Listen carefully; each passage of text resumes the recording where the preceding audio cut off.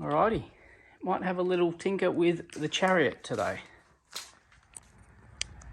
We went for a drive in it last Sunday, which was a 1300k round trip drive, and she went beautifully, even with the suspension how it was. It was double demerit weekend, and unfortunately I got pinged speeding, so that's what you get, but shit happens. But yeah, with the drive, I decided I wanted to get rid of this Siggy socket and put it aftermarket power 12 volt in there, because this annoys the shit out of me having them plugged into here. I like these just closed up, and I hate the things that poke out of here where you plug in your fucking USB, even the little flush ones. So I just jumped on eBay and bought one of these little jobbies. I think it was like 16 bucks, might have been 20, something like that, 15, 20 bucks. I'll open it up, haven't opened it yet. And this is all it is. So you just get a power cable which has a fuse in it, which is in there. Just one of those old school twisty style fuses. It's pretty decent cable as well, not bad quality at all. And you just get the little unit itself. So this is a just a USB 12 volt USB charger, but it has a C port on there as well. I'll just open it up. You can see the C port in the middle, and it's got two 3.0 USB, so it'll charge fairly quickly. I've put one of these in the grey car that I sold, the one that drove up to Broome, and yeah, they loved it. So ever since I put it in for them, I thought about getting one myself. So good thing with this one, it lights up blue when it's on, but as you can see, it might be upside down. Yeah, it's got a power button. So this little button here, it's just a touch sensitive button, so you just touch it lightly. It actually can turn it on and off. So it's not lit up like your normal ones when you plug them in, because they get 12 volt power. There's a blue light on them all the time, unless you have your key off. This one lights up blue, but if you're not using it, you can just turn it off, which is pretty cool. And obviously you can close the little plug up, just like the factory one, so it's out the way. So I'm going to put it in the factory spot. I do have to drill out the hole for it to make it fit nice. And I have to trim off these little tabs on this locking. So you just get this locking, it's like a screw, a nut I suppose. This little nut that spins on. You just got to cut these tabs off it so it's like completely round, because they get caught at the back of this where it pushes through. It's a tight fit. I think, yeah, I did. From memory, I even had to file down one side of the actual, because this is a steel, it's a metal casing. It looks plastic, but the actual housing is metal. So I had to file down one side, just this side, ever so slightly, just so it fits in up against the side here. And to power it, all you need to do is you can use the plug that plugs into this factory Siggy socket. There's a power and an earth there, and because that plug is already fused, you don't really need to use the fuse on the wiring that comes with it. You can do if you want as a precaution, but you don't really need to. So it's really easy to wire up, just a positive and a negative. So we'll get into that. Alrighty, we've all been here before. I'll just get that out of the way. I'm just going to pop this trim off, or out. Put that aside. Just get these two screws out, one there, one there.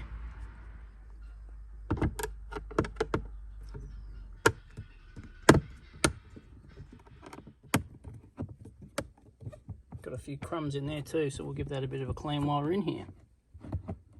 Now I can just pop these trims off.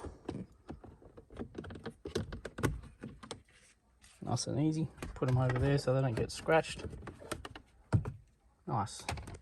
Now we've got access to that pocket, which is just the two little screws here. One there and one there.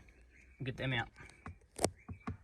Now if you see here, this is just an earth, which I used for the steering wheel control buttons when I put this fascia in. So that's all that is. Nothing to do with what we're doing now. So we'll get these screws out and then take the pocket out. Alright, we've got the screws out, handbrakes on. So now this pocket should be loose, just pops up. Just be careful, don't break anything. Now you can see here, there's the hole there that I drilled for the plug for the little sub knob.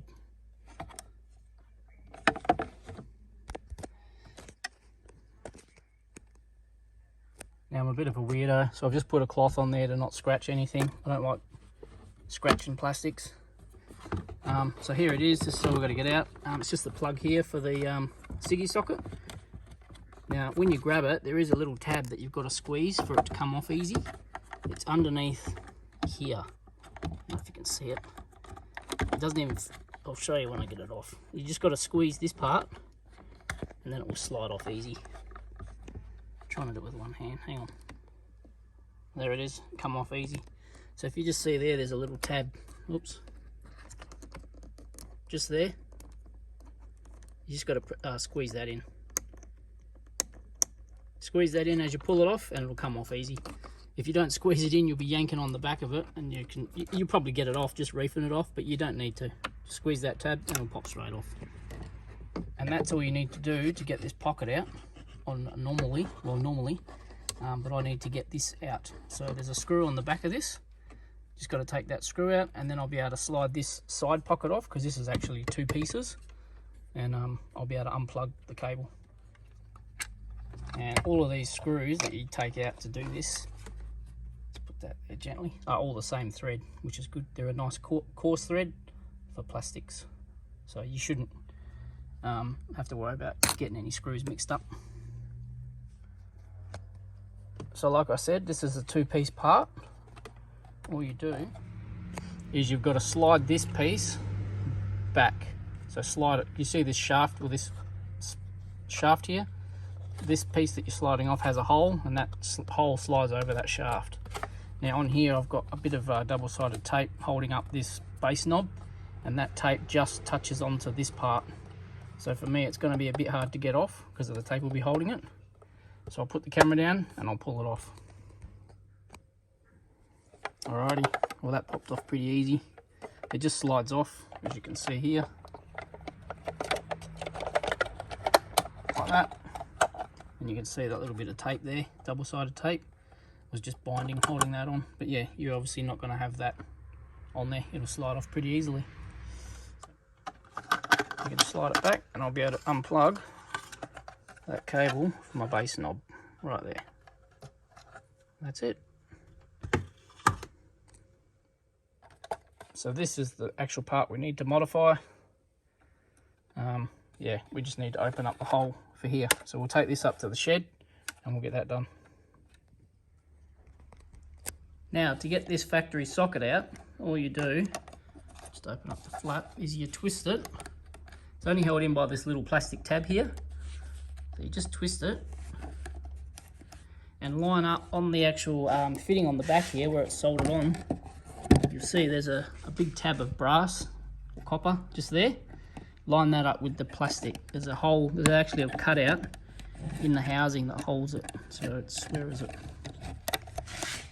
You should be able to see what I'm saying. There's the brass and there's the hole for it. See on the left? So I'm going to spin it around some more. I'm trying to do this with one hand, look through the camera. So I'll spin this to where that hole is. That brass tab, there it is, should slide straight through. So it's just that tab on the side there, this bit here I'm talking about. The camera's not focused, just that part there. And there's the little groove I was saying. So there's the piece that hangs off, and you've just got to make sure you slot it into that little, there's a cutout actually in the plastic piece just there for it to slide into. Pretty easy.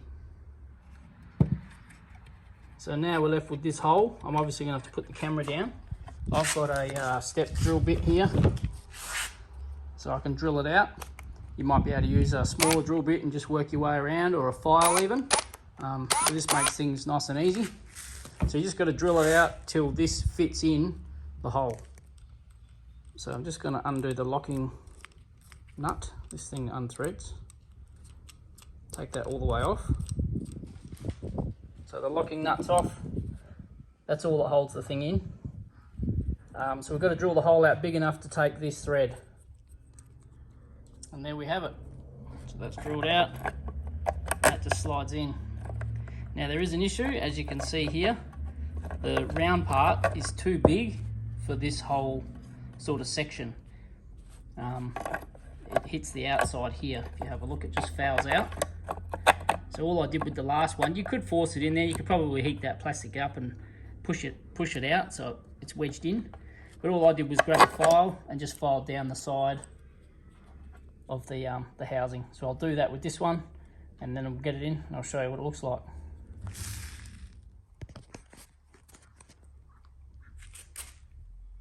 So I'm just using a really old file, really old thing. Doesn't have to be anything fancy. You could use a grinder if you wanted. I'm pretty sure this is an aluminium housing because it files really easily. So I'm just going to work my way along it. I'm just trying to keep it as straight as possible as I can on that side that I want it, making sure that I'm doing the right side. So the writing goes up that way. So I want to do this side. I'll file some more and then we'll check it for fitment. Okay, I think we're about there. So you can see it's quite flat on that side now. I did take the rubber off just because I'm filing. I didn't want to damage this ring that sits on the back. So let's test it.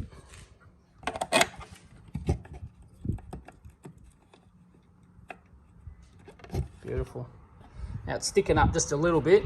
I don't want to go too much with it, but there is a bit of a gap, but you've got the rubber that sits underneath there, so it's going to take up some of that slack, and it will actually push in if I force it. So by the time I put the locking nut on the back, it'll sit up nice.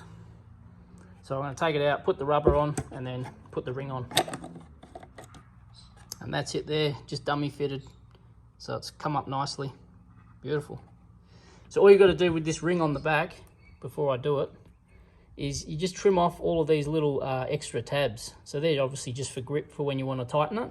But they won't fit when you wind it on the back because they'll get wedged on the side here, in here, when you're trying to do it up. So it just winds down and you'll see they'll foul out on the edge. So all these extra tabs, you just got to either file them off or cut them off. I'm just going to use some side cutters, little ones, these ones, and just cut all them tabs off. So you've just got a basic ring. So I'll do that and then I'll show you what it looks like. Alrighty, we just cut them all off with the side cutters. I just tried a razor blade, and you could probably cut them off with a razor blade as well. It's just soft plastic. So now we'll put it on and tighten it up.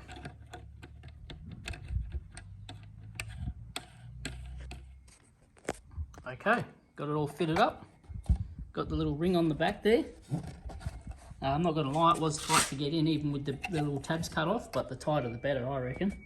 I just used the little side cutters and just put it into the slots and helped tighten it up when it got down to the bottom. But it's nice and tight. So now we just got to do the wiring. That's it fitted, pulled up nicely on the bottom there. It's ready to go. Much better than that ugly thing that always breaks. Now we'll get it in the car. Okay, so we're back in the car. All we're going to do is slide this piece over. Well, plug in my sub up it there, the sub knob back into there, and then slide this piece back on and put the screw back in. So I'll do that. Okay, got it all screwed back on. The sub knob is plugged in. That's the finished product. So now we just got to worry about the wiring. And if you look on the back of the new socket, there is a positive and a negative. So just make sure you take a note of which one you're plugging onto which. I'm going to use the red wire on the positive and the black wire on the negative. Just like that, they plugged on really nicely. I'm going to cut some of this length off the cable that came with it. And look at getting some terminals on it. Okay, so now it's just powering it up. So all I've done is cut off the fuse holder, because you don't need it. And the earth wire, I've cut that just the same length and just terminated them with some little, I don't know, blade terminals, I guess. And I'm just going to use these little taps. So you just squeeze these over the any cable, and then it gives you a little something to tap into. Alrighty, so I've just got those little taps on. They just squeeze over the wire, and they give you something to tap into. So now those spade terminals can just slide into these slots. They sort of work like a Scotch lock, which aren't really usually reliable. These aren't probably the greatest way to connect it either, but they've worked for me in the past. I haven't had an issue with them. You could solder this, you could cut this off if you want to, but I sort of want to retain the factory plug just for if I ever put this car back to how it was. So yeah, I'll plug these in and we should have some power. Alright, we've got the other end connected, so it's plugged into the back of the socket and just tapped into the wires. So let's set it up here and we'll test it out. Alright, getting a bit of glare come through, but let's turn the key on. Let's see. Yep, it's on. Sweet. Should be able to turn it off. Got a little power button on the right. That's it. Nice and simple. Beautiful. So we'll put it all back together and that's the job done. And there it is, the finished product. It's all in. No more bulky USB thing in there. And no more plugging them in, plugging phone cables into here. It's all nice and clean. Very happy. Test it out one more time. Key on. Fucking heaps of glare in here. So it's on. Off. Sweet. Job done. Nice and simple little upgrade. Cool. Very happy.